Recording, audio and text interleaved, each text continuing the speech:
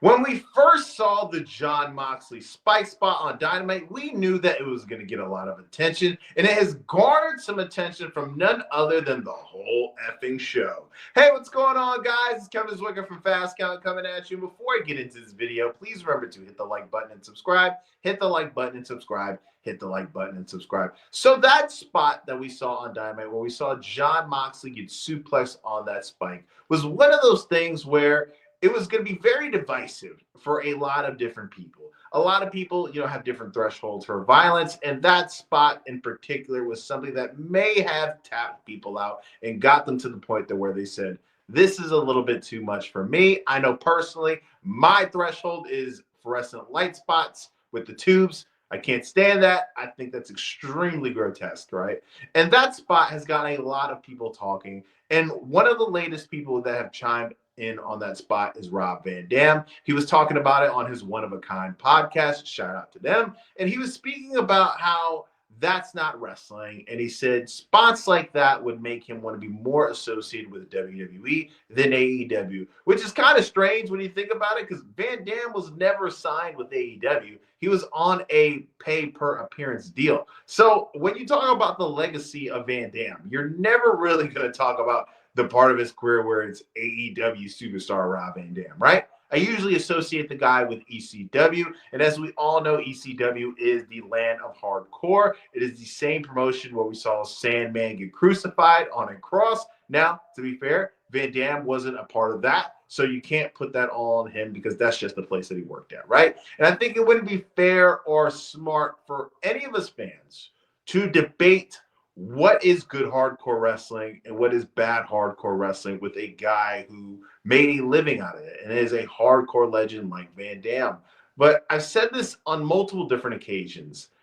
I don't think that there is a right or wrong way to do wrestling. I can enjoy Kurt Angle versus Shawn Michaels at WrestleMania 21 the same way that I can enjoy Hangman Page versus Swerve Strickland at All Out last year in the steel cage match. It's all the same thing to me. There's multiple ways to skin a cat, just to me, right?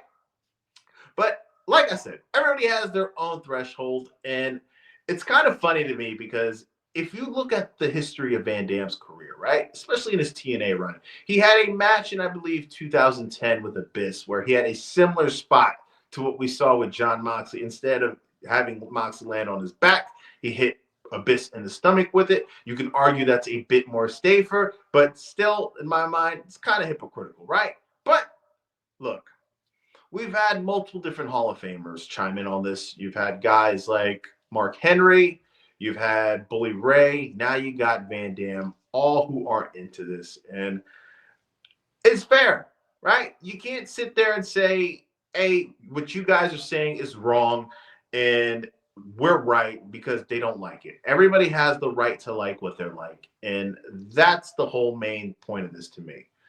I think that we get really wrapped up and a lot of times where it's like, hey, I like the WWE style. I like the way that they do things. So this is the right way. And if you don't do it similar or the exact same way that they do it, then you're doing it the wrong way, which I don't really buy into it, right?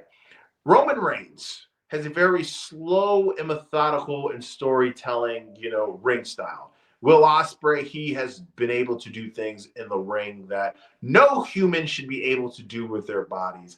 And I think that they're both equally great in different ways. I think that it's okay to acknowledge the fact that one is great and the other one is great. We don't have to sit there and put down the other ones to, praise the other one, right? So for me, personally, that spot, I thought it was fine. And you think about this in the history of professional wrestling, right? You see spots like that get teased very often. It's extremely rare when we get the payoffs to that. And I think that the fact that we finally got a payoff to a spot like that shouldn't be shitted on so much. I think that it should be one of those things where it's just like, hey, we finally saw the payoff to something that we've been teased for so long. I don't think that it should have got the visceral reaction that it's gotten. Personally, for me, there's no amount of money that I'd be paid to take that damn spot. But obviously, there is a money threshold that Mox is willing to obtain to be able to take that spot. And He's a guy who's similar to Mick Foley in the aspect that I think he likes the pain. You see multiple times where he's taken spots or different images where this guy has done something unbelievable and is an incredible amount of pain. But the guy obviously eats, sleeps, and breathes wrestling. But hey, it is what it is. Van Dam is cool to have his opinion.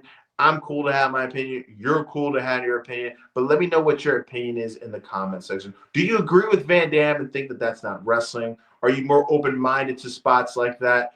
Are you more into the WWE style? Do you like the AEW style? Do you like both? Let me know in the comment section, guys. Sound off. And like I said earlier in the video, please remember to like the video and subscribe. Like the video and subscribe. Like the video and subscribe. I am Kevin Zwicker. I'm out.